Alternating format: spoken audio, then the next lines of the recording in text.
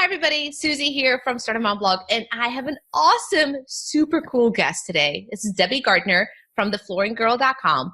And not only is she going to tell us kind of how she started her blog and grew to success, but she is also an expert at SEO. So we'll get into that later of getting traffic through Google and all the tips and tricks that she has. So if you have started your blog or if you're still thinking about starting it, this interview is awesome. So Debbie, please tell us about yourself and how you started blogging. Sure. So my name is Debbie, and I'm known as the Flooring Girl locally and online. So I originally started blogging in 2010, and I started my blog in 2011. And I was not doing it to monetize. I just had a flooring store, a local flooring store. So I wanted to figure out how to find more local customers and do things more efficiently and get appointments. So that's basically how I got started. I did not even know monetizing your blog was a thing at all. I just learned that years later. So I could have been making so much more money and progress earlier if only I had started sooner. You know that story, right? Yeah, definitely. So you started because you had the flooring business, and how long did you run both in parallel? Do you still have the flooring business? No, and that's because I don't need it anymore. So I started my flooring business in 2008, which I'm sure you know was a wonderful time to start, just at the beginning of the recession. Yeah. And I used to be part of a former franchise, and I basically followed all their directions and spent tons of money. And we're talking a lot of money. So the amount that you spend or invest in a blogging business is like nothing compared to what I spent. But as an example, I must have spent $60,000 on direct mail that generated next to nothing. So Wow. yeah, it was hard. And I spent a lot of other money and everything like that. Yeah, I used to have a lot of money until life got hard. So anyway, I started then, I followed their directions, and then of course found myself in, financial difficulty, figure out what to do. But I was tied by a legal agreement, so I had to figure out what to do. And all home improvement businesses were having trouble at that Yeah. point, and probably most businesses overall. So I figured if I could somehow make it through the hardest part, I would do okay.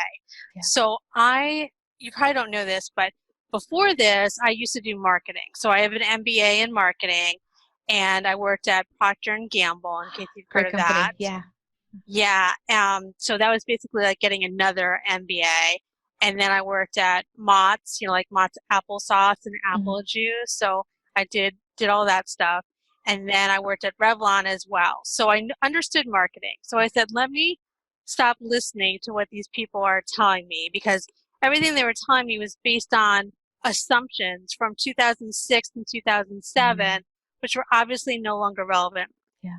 So I said, let me understand how to do this myself, because I know how to do marketing. And when I did that, everything started to go better. So I learned that, blogging could be a thing. And I also knew that real estate agents work really well with flooring because, when people move into new homes, probably 80 to 90% of them need to do their flooring Yeah. and before they move in. So I wanted to, interact with them. And then I was trying to figure out, well, the average realtor doesn't sell that many deals, per year.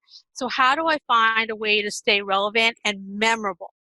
So that's how I came up with the idea of the Flooring Girl. So I have been blogging, but on a shared platform. And then I was in a realtor meeting and trying to think, how am I going to introduce myself? And then I had a flashback to the night before when I went to go visit a customer, and the kids were upstairs yelling, Mom, Dad, the Flooring Girl's here. And that's where I got the name. So I Perfect. couldn't wait to get home and see if the domain was available, and it was, and I reserved it. I didn't do anything until 3 months later, or I must have, actually, I take that back. I told someone to develop a website and combination of everything, but 3 months later I had a website. And that's really how it started. And then I started saying to people, hey, I'm going to start this new website. It's the Flooring Girl. And everyone loved the name. So when I went anywhere locally, and I no longer had a name. Like I wasn't Debbie anymore. I Yeah. was the Flooring Girl. So I would walk into a room and they'd be like, hey, look, the flooring girl's here. And then the realtors would say, oh, you should use the flooring girl or my flooring girl. Or That's you're talking about the awesome. same girl, you know, because it differentiated me versus all the other places out there, which were almost all male. Yeah. And we all know who the key decision maker is in the home. So a lot of people liked recommending me, like my inspector, my real estate agents, because they knew that I knew how to do home decor. I could interact with the customer very well. I could make them look good and obviously give them good service all the way through. And that's what people want when they recommend you. So that's how I came up with a site name. And I just started from there. Wow. Okay. So in the beginning, you started the blog to help the business, the flooring business. And Yes. then when did the two surpass or switch? Okay, so first let me just say that this is how I learned SEO. I had to figure it out myself, and I did because I learned everything there was to learn out there. I studied from all the experts because I was not going to lose this business that I invested so much money on. Mm-hmm. So then shortly thereafter, I started to get 3 customers a week from it. And then it maybe a year later, it moved up to 5 appointments a week. So I knew that I, was onto something. Yeah. And I just used that for many years simply to get local customers to my business. So I blogged about topics that they wanted, and by accident, I got a whole lot of traffic. So I was well over, I don't know, 120,000 page views per month without trying, okay? That's awesome. Because thank you. But page views were not relevant to me. I didn't care. I wasn't making money on it. And then all these people from across the country would ask me questions and I'd be like, I don't even have time. I don't want them on Yeah. my email list. Like they're just cluttering things up. And then fast forward the end of 2016, my life took a turn and I'm not allowed to go into details. It's okay. But I basically had to cut ties with my former franchise, which was horrible at the time, but it ended up, working out for the best. So I had to make lemons out of lemonade. But basically, I had a non-compete. I was not allowed to do my flooring business, but I was allowed to keep my blog. Good. And Thank I goodness. had a lot of traffic, and I had read up on some people that they were making money online. I figured, well, I know how to do SEO. I have traffic. Let me figure out what to do. So that's what I did. So basically in January of 2017, when I finally picked up the pieces to see how bad things were, and they were really bad. Yeah. I was $238,000 in debt, and I did not have a means of income.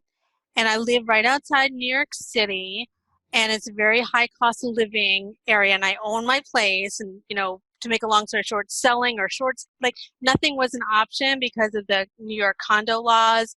My parents are here, and worst comes to worst, if I really lost my home, which I was on the verge of doing, I could have gone back to them, so it wouldn't be like I was out on the streets. But Yeah.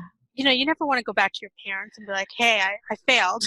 Yeah. So that's when I changed things, and I had to learn how to monetize and quickly.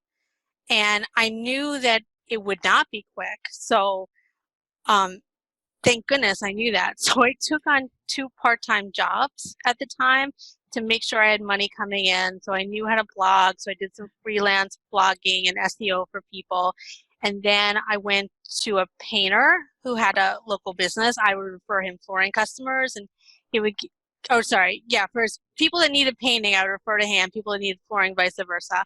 And I basically begged him to take me on part-time. And it's like, well, nobody buys floors in the winter, or nobody does painting in the winter or anything with home improvement. Like I don't need you. Oh, wow. But please. And then, 2 days later he called me up and he said, I don't really need you now. I need another position, but I know that you're really great with a customer, so I'm willing to give this a shot. So he trained me how to do painting, and then I sold painting estimates just like I did flooring estimates, and that's how I learned painting. Wow. Wow. So you had to quickly learn how to monetize your site.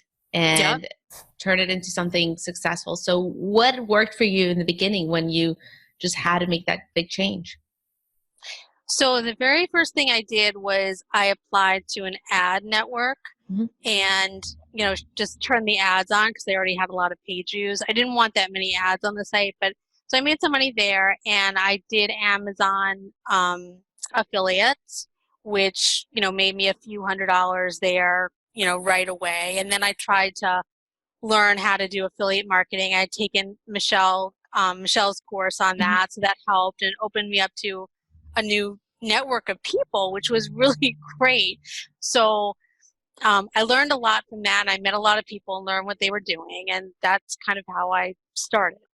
Okay, awesome. And that's how So I first heard about you too, because I think you had done a guest post on her blog or something like yeah, that. yeah, I Yeah. did. I did. So from That's there, I basically had to learn Pinterest, and of course, I was slow to learn that because I thought it was actually harder than SEO. SEO, it was so straightforward, and Pinterest wasn't, and I had no money, so I couldn't invest in anything. It yeah. was so hard because it was so bad. Like basically, I needed to make at least $10,000 a month just to pay the bills, not the debt, but just to Wow. stay afloat. That's a Yeah. lot of bills. Wow. Yes. Yeah. Well, I live in New York, That so is it is expensive. Yeah. what it is. I went on Medicaid too, so that helped me out for a while I tried to, right right the ship. And so I couldn't invest in things, which of course, made everything slower and longer and harder. So, here I was trying to learn how to do Pinterest on my own, which of course was like stupid, you know. But I was afraid that if I paid for coffee or gas to go network with people, that I wouldn't be able to pay for it. Like that's how bad Oh, things were. wow. Yeah. So how did things turn around? So it was honestly a lot of hard work just to make sure I wasn't hemorrhaging anymore. And I had to, of course, manage the bills and everything like that. So I had good credit always. So I had a low interest credit card. So I, negotiated a whole bunch of things and postponed what went on the credit card when and blah, blah, blah. And so then it was like, okay, get money from freelancing. So I very quickly made $4,000 a month doing Okay. freelancing, Very and smart. then get money from the painting, which the first month or two in the winter was really hard. Yeah. But I probably made, I don't know, 2,000, 2,500, 3,000. I don't even know, but because it varied. Yeah. And then I put everything on credit cards to pay it as late as possible for the money to come in as soon as possible. And then my blog was making maybe around $1,500 a month. So it all kind Okay. of added up. Or, Yeah. I mean, it didn't totally add up, but it was close enough. And then I just had to learn how to, make more money on the blog. So it was frustrating, like any new blogger. And I wasn't new at blogging, but I was new at monetizing. It Hmm. just, everything took 3 times as long and made a third of the amount of money that I thought it would. So I was like, okay, 1,500, 1,500, 1,500. And then finally went up to 2,000. And I'm like, oh my God, I've made it. But no, of course, it plateaued there. And at 2,000, 2,000, give or take, a couple $100s. Yeah. And then finally it clicked in like month 11, November of that first year. I made $3,300 on my blog because all my Amazon stuff started to pick up. And of course, I was Yes. getting more traffic from Pinterest. Yeah. Now I get 200,000 page views a month from Pinterest, That's but not awesome. at that time. But everything, started to grow. So I made 3,300, and then in December I made, 40, I think 4,100. I'm like, oh, it's going in the right direction. And it was really the point at which I was making money beyond advertising because there's only Yeah. so much money you can make from advertising. It's much harder to scale, but the affiliate marketing, you can actually make much more on that, and it's easier to scale. And that's where the growth was coming from. And then, of course, I was getting more page views from Pinterest and from SEO, and I was writing more articles that were SEO driven, Hmm. relevant to my customer, but that could also be monetized. So originally, I was writing posts just to find local customers. So that's what I've been doing Yeah. for years. So it helped with the traffic, but I was only making money on the ads from those, Right. right? And so when I was able to finally think, okay, what are some of those affiliate or keyword driven things that will be relevant to my blog, not just random Yeah. blog posts. And then I've got a double win from them. That's awesome. So what are, say, your top 2 affiliates that you promote on the Flooring Girl? Amazon for sure. Yeah. So I make normally about $7,000 a month just from Amazon, or over 7,000 usually. So, obviously it's much higher during this holiday season. So I made 9,000 something or other, and like 8,500 in December. Yeah, I know. So that was totally great. Wow. I can't wait for next holiday season because that'll be great. And of course, I got more ad revenue from that. But that is the number 1 for me. And then the number 2 is reward style, which is really for home decor bloggers and also like fashion bloggers and stuff. So I make another usually $3,000 a month on that. So it all adds up. I think last month I made $4,000 on it or something. Awesome. This whole thing is just making small incremental changes and then getting more and more income streams to help you out. Yeah. So, wow. Okay. Now we started with like you were plateauing at 1,500, then at 2,000, and now you threw like big numbers at us. So how much are you making now per month? Now I make over $20,000 a month, and that's net profit, not revenue. So at least 20,000. That's awesome. So Debbie, how does it feel now to make that much money with your blog? Oh, it feels incredible. I mean, it's so night and day. I've been paying off debt because of this, which I'll get to a little bit later. But I never imagined that I would get higher than 10,000. So I figured I would maybe somehow get 10,000 and supplement it with all the other freelancing stuff, which I no longer do. Yeah. But now I feel like this is such a godsend. I mean, when this whole thing happened with my franchise and I basically lost everything, I felt like my life was over and I was crying every day and I was so stressed. I was afraid I was going to lose my home. And now I'm like, okay, I can get the rest of this debt paid off and I'm going to be making a lot of money later. And now I have a retirement fund.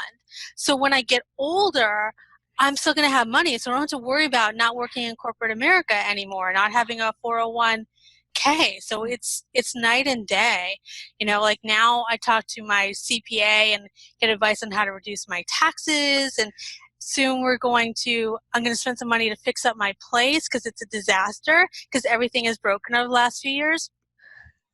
And then we're talking about how to set up a retirement program, like a SEP IRA or something. I don't even know what it is, but I know I need to get back on track like I used to be when I worked in corporate America. So my life is so much less stressful now and I can see the light at the end of the tunnel. So I'm really excited. And I feel like all this hard work has paid off. My first year was horrible. I just worked like a dog doing everything, did not know if I would make it.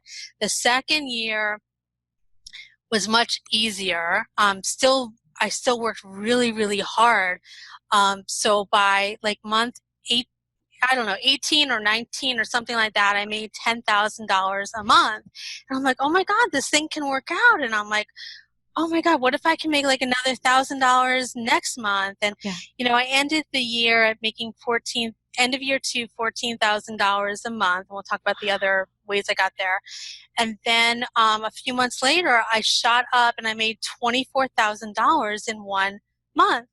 And I was so freaking out that month because it was March. And you know what happens in April? We got to pay taxes. And I didn't know if I would I literally did not know if I had enough money to pay for my taxes. So I just worked harder and harder and harder and stuff was working. So I just kept working at it. And then at the end of March, my accountant called and he told me how much I owed for taxes. And I couldn't even speak. I was literally speechless. I was like, are you missing a digit? it was like $25,000 less than what I thought. Oh, So I got out of my immediate debt. So I said, you know what this means? I'm like, I'm out of this immediate debt. Now I can work on the next phase. I have enough to pay the IRS. I'm not going to go to IRS jail or anything like that. And I was just, I could not stop screaming. I was just calling everybody, being like, oh, you will not believe what happened. I'm so happy for you. That's awesome. So you Yeah. started this beginning of the story. You had like over $238,000 in debt? Yes. Oh, I remember. And then how much is your debt now? How much have you been able to pay off? I'm now, as of this morning, I'm down to $63,000. So Wow. I haven't even calculated what that is. I mean, I'm too tired to do it right now. That's But almost 200,000 off. What? so yeah, I'm going to put another $5,000 by the end of the month. So that will go towards that. I got lucky because unexpectedly I was saving too much for the IRS for the quarterly taxes. So I put $6,000 against my debt, and then I found an $8,500. I got an $8,500 commission from an affiliate that I forgot about. I mean, I figured they were putting the money in. I just was too busy working to make money. Yeah. So I just put like $14,500 against the debt, and I'll do the regular $5,000. So I will be at $57,000 or so by the end of March. That's awesome. I'm so happy for you, Debbie. That's Yeah, awesome. thank you. So let's get into traffic because everybody struggles with traffic, and let's get into SEO because that's your expertise. You've been doing this for years. If you guys don't know, Debbie has 2 ebooks and a course all about SEO. So I'm going to try to get some tips out of her, but her best stuff is probably in her 2 ebooks. One is called Easy On-Page SEO. And Debbie, you mentioned that if you're just starting, that's the best one to start with, that ebook. Yes, yeah. So let me talk about my traffic for a second. Yeah. So typically I probably get around 550,000 to 600,000 page views a month. That's huge. Yeah, it helps. So, and that's usual, not every month. So, December I go down to like 400,000 or so, and November's is lower too. As soon as I go the weekend before Thanksgiving until December 26th, I'm always down. Right. Yeah. Year, it's relatively steady. We'll see what happens with this coronavirus and everything. And I'm right here in the epicenter in case you haven't heard. Stay healthy. Yeah, I'm just staying inside. So anyway, probably about 60% of my traffic comes from SEO and 40% from Pinterest. Mm-hmm. So that's where the numbers are coming from. The SEO traffic is so much steadier than Pinterest. Yeah. So it helps me throughout the year, except for when people are searching for holiday stuff. And that's okay because I make more money on affiliate commissions and the advertising, so it more than offsets it.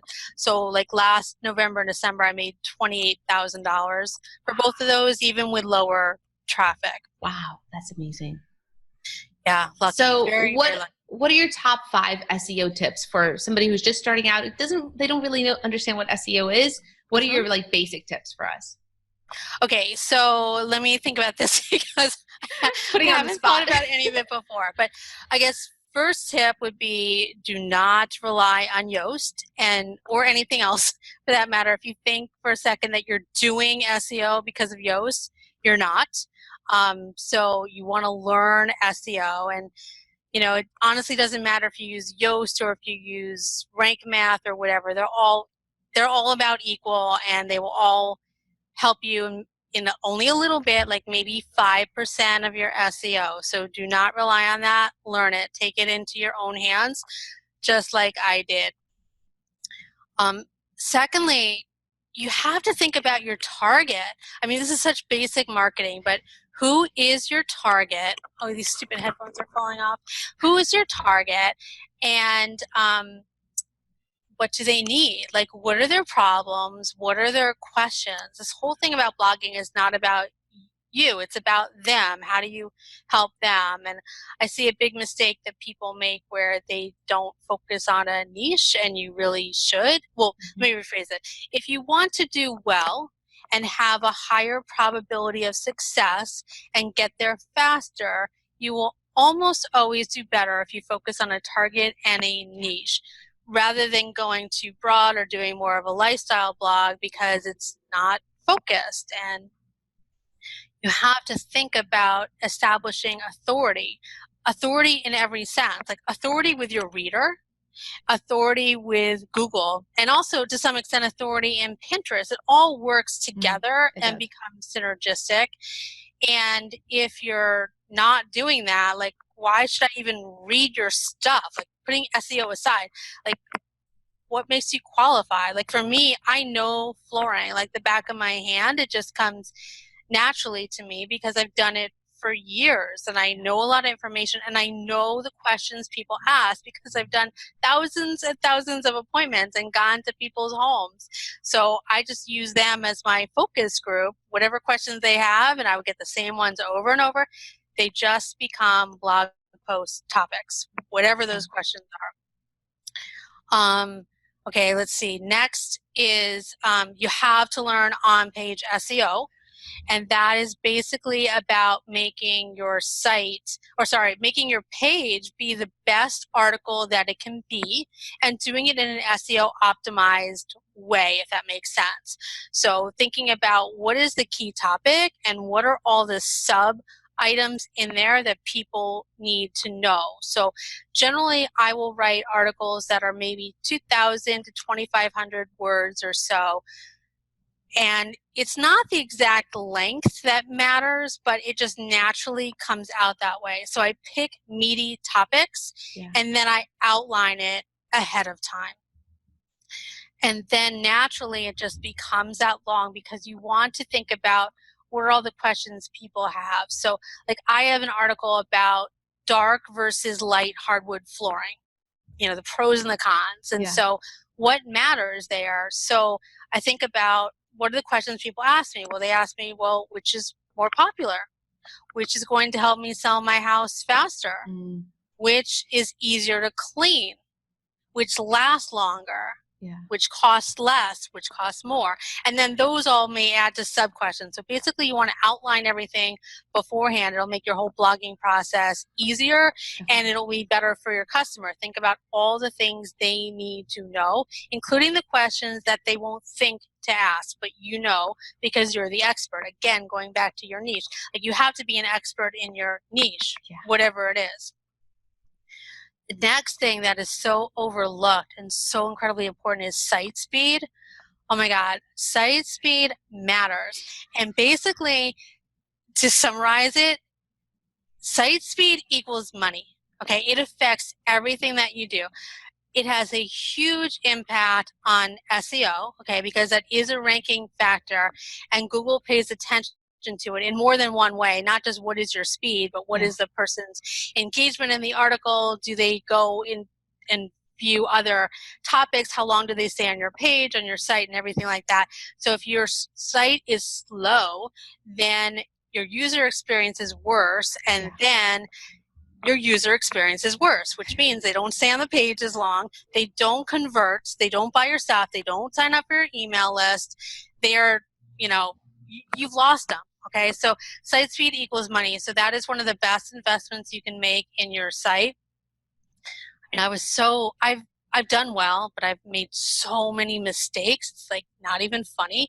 And one of the biggest ones was not investing in my hosting and not upgrading it sooner.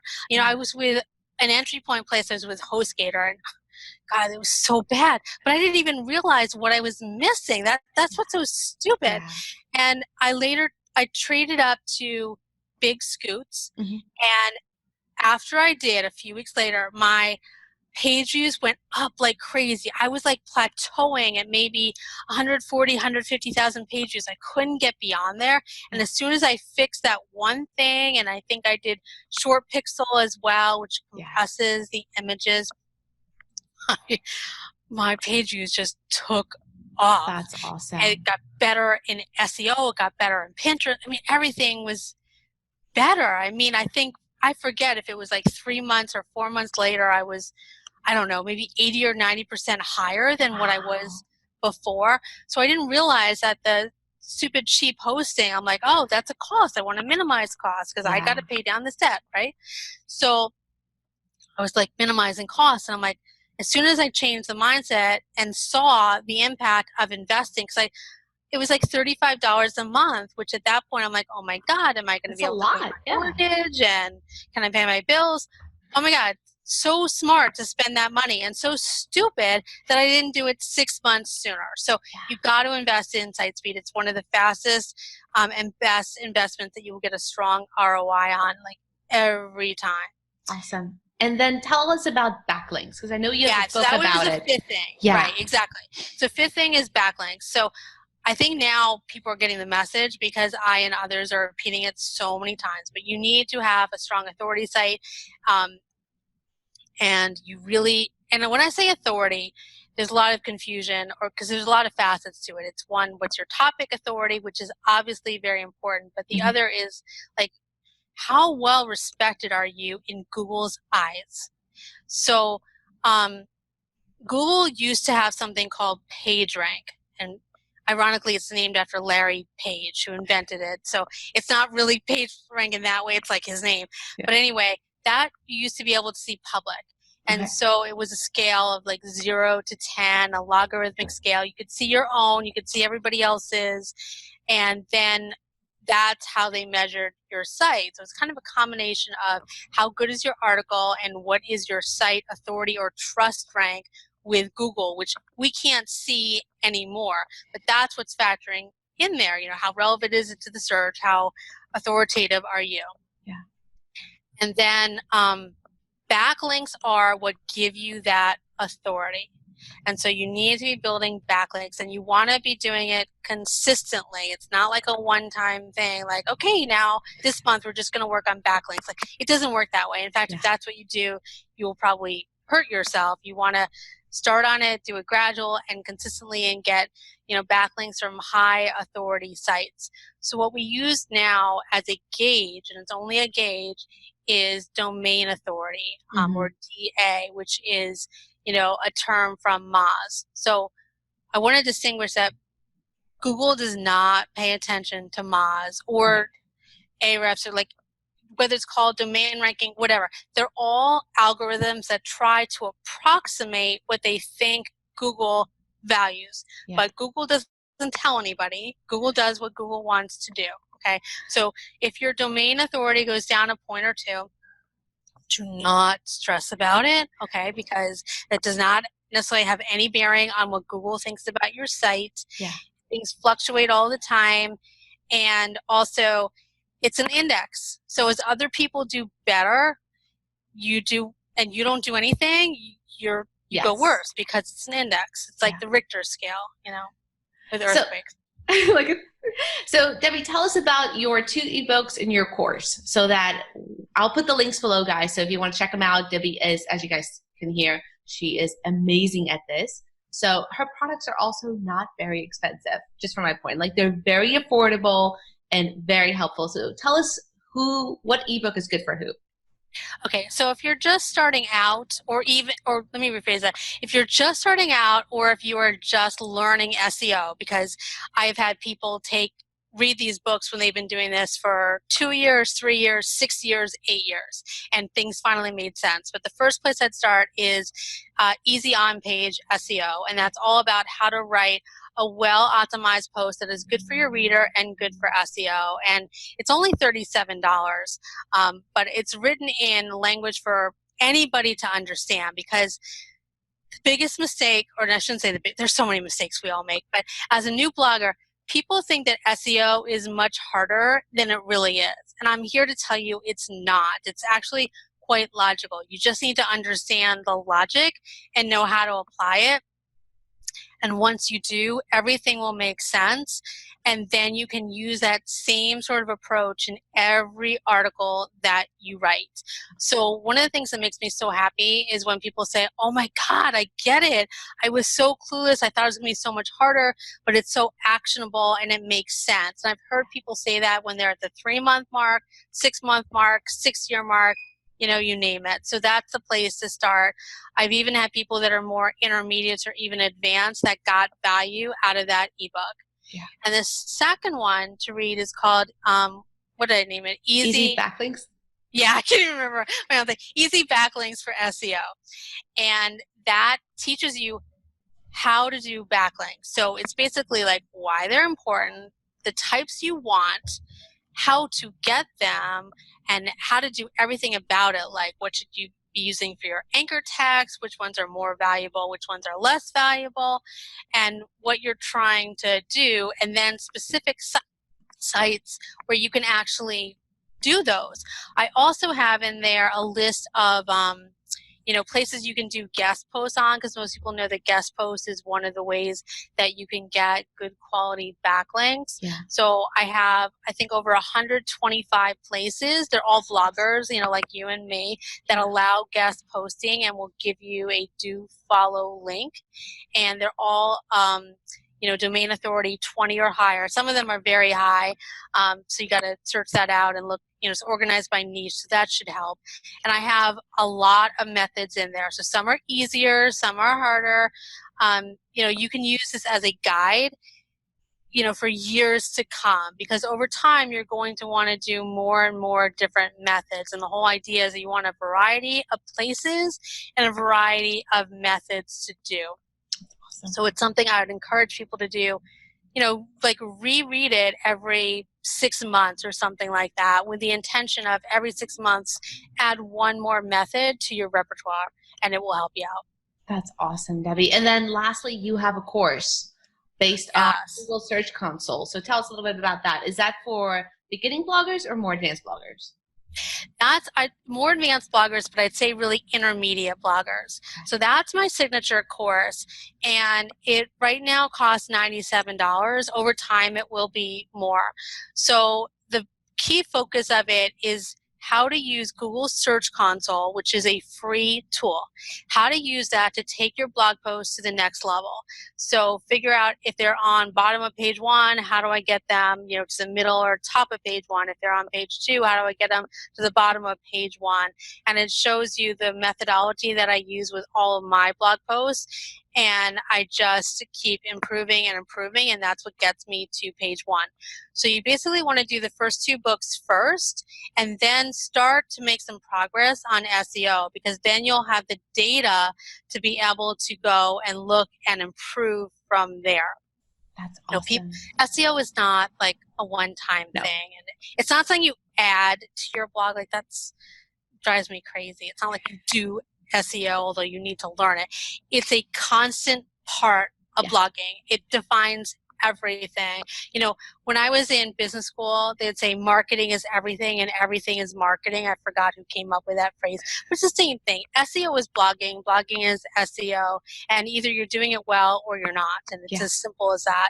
So the sooner you do it, the sooner you can start doing everything right or better, and then the less you have to go and rework from before. Because I have had so many people say, oh, I wish I did this a year ago or 2 years ago or 6 months ago, because now they have to go and edit all of their articles, and it just takes a lot more time versus doing it right, from the start. Very true, very true. Debbie, this has been so awesome. Thank you so much for sharing all your advice and your story and the backstory of how you started your blog and how it has grown to a huge success now. Guys, there are awesome resources below. The courses, the ebooks that Debbie just went through. I've been through them. They're very, very helpful. So if you guys have any questions, leave comments below. Me and Debbie will obviously be able to answer them for you guys. And thank you again, Debbie. I really appreciate it. Oh, you're welcome. It's so good to see you again. I guess we met in person in September, I think it was. Yeah, we met at FinCon. That was awesome to meet you in person. Yeah, same here. Same here. All right, talk to you soon. Okay, great. Thanks.